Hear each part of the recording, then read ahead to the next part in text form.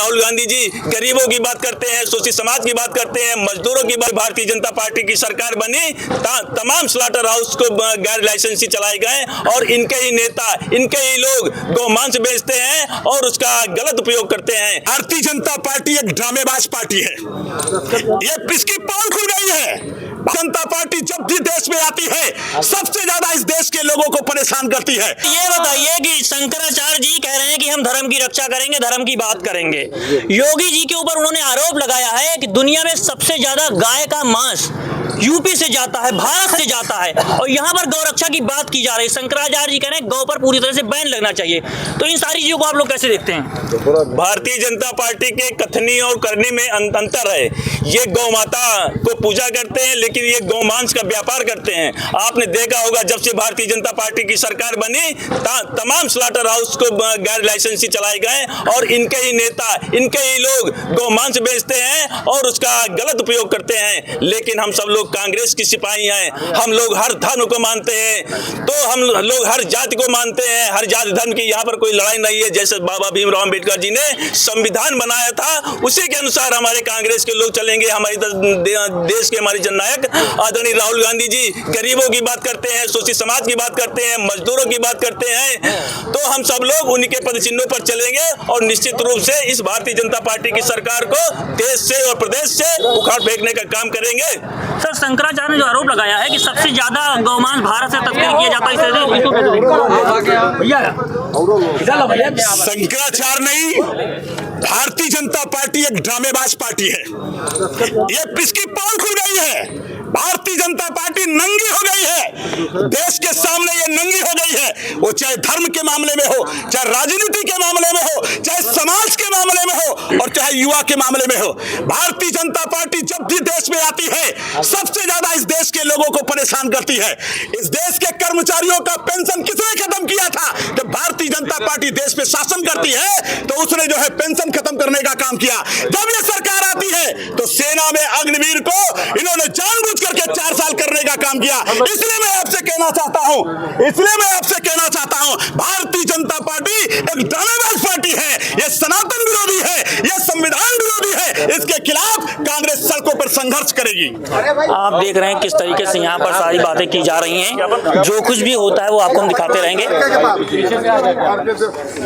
आज हम लोग किस लिए आए, एक बार हम आप सबको बता दें।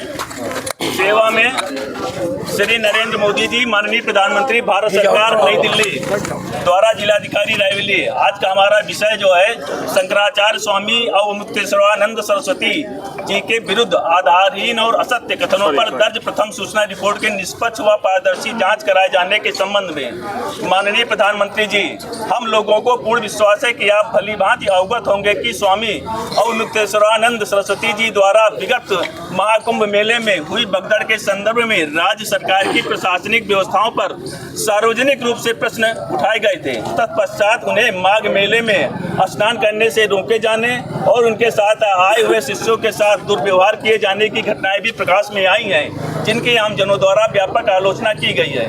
ज्ञातव्य है कि ज्योतिर्मठ पीठ के शंकराचार्य स्वामी अवमुक्तेश्वरानंद सरस्वती जी के विरुद्ध पॉक्सो एक्ट के तहत प्रयागराज के अंतर्गत थाना झोसी में प्राथमिकी दर्ज कराई गई है। उक्त प्रथम सूचना रिपोर्ट अंकित होने से समाज में गंभीर प्रश्न और भिन्न भिन्न प्रकार की आशंकाएं उत्पन्न हो रही हैं। चूँकि विभिन्न सूत्रों से जानकारी मिल रही है कि प्रथम सूचना रिपोर्ट दर्ज कराने वाले व्यक्ति का लंबा आपराधिक इतिहास है और उसके खिलाफ गंभीर अपराध के मुकदमे चल रहे हैं, इसलिए विभिन्न पहलुओं को देखते हुए अब आवश्यक हो गया है कि उन लोगों के खिलाफ भी निष्पक्ष जांच हो। प्रश्न उठना लाजमी है कि स्वामी अवमुक्तेश्वरानंद सरस्वती जी ने जब प्रदेश सरकार के खिलाफ आवाज उठाई तो उनके खिलाफ साजिश रचकर मुकदमा दर्ज करा दिया गया है। भारतीय संविधान के अनुच्छेद 25 और 26 धार्मिक स्वतंत्रता और धार्मिक संप्रदायों को अपने धार्मिक मामलों के प्रबंधन का मौलिक अधिकार प्रदान करते हैं।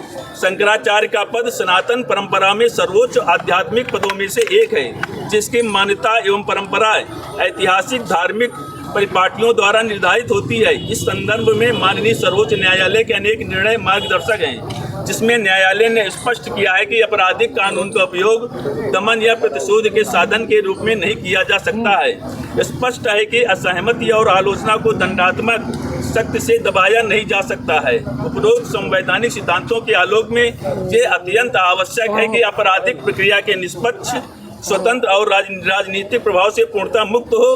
धार्मिक पद की गरिमा अथवा उसकी वैधता को आपराधिक विवादों के साथ निश्चित न किया जाए तथा राज्य सत्ता का प्रयोग किसी आध्यात्मिक नेतृत्व को प्रभावित करने या उसकी प्रतिष्ठा को क्षत पहुंचाने के औजार के रूप में प्रयोग न किया जाए। प्रधानमंत्री जी, यदि किसी शीर्ष धर्माचार्य के विरुद्ध उत्पन्न परिस्थितियों में ये धारणा बनती है कि शासन और आध्यात्मिक परंपरा के मध्य अनावश्यक टकराव की स्थिति है, तो इसमें व्यापक धार्मिक, सामाजिक और असंतोष एवं पीड़ा की भावना उत्पन्न हो सकती है। ऐसी किसी भी आशंका का समय रहते निराकरण लोकतांत्रिक संतुलन और सामाजिक सौहार्द की दृष्टि से आवश्यक है। भारतीय समाज में ये प्रश्न उठ रहा है कि क्या योगी आदित्यनाथ जी के नेतृत्व में उत्तर प्रदेश सरकार द्वारा की जा रही कार्रवाइयाँ अनावश्यक कठोरता या प्रतिशोधात्मक भावना से प्रेरित है।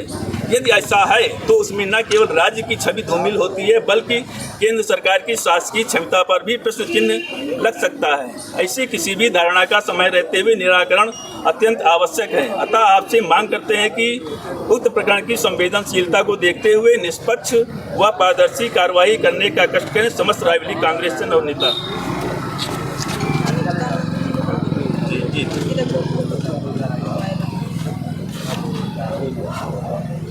थोड़ा पीछे करो हल्का।